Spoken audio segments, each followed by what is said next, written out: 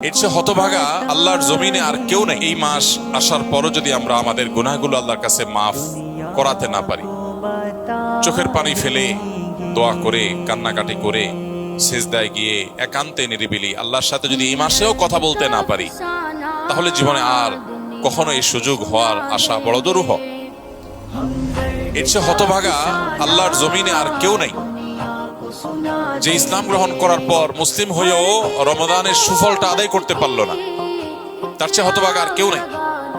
এই জন্য শুধুমাত্র এই গতানুগতিক সিয়াম আর তারাবি নয়, বরং এর পাশাপাশি আল্লাহর কাছ থেকে গুনাহগুলোকে মাফ করাবার জন্য আমাদের বিশেষ প্রচেষ্টা থাকতে হবে। ইফতারের আগে চোখের পানি ফেলে কায় মনোবাক্যে দুহাত তুলে প্রাণ উজাড় করে আল্লাহর কাছে আমরা দোয়া নিবেদন করব, এবং সারি খেতে উঠলে ভোর রাতে তখন দোয়ায় মনোনিবেশ করব।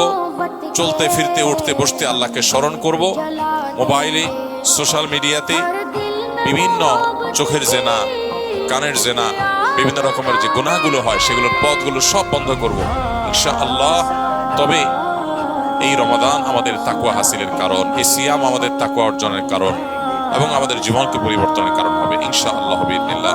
আল্লাহ রাব্বুল আলামিন আমাদের সবাইকে এই রমাদানের সর্বোচ্চ সদ্ব্যবহার করার তৌফিক দান করুন।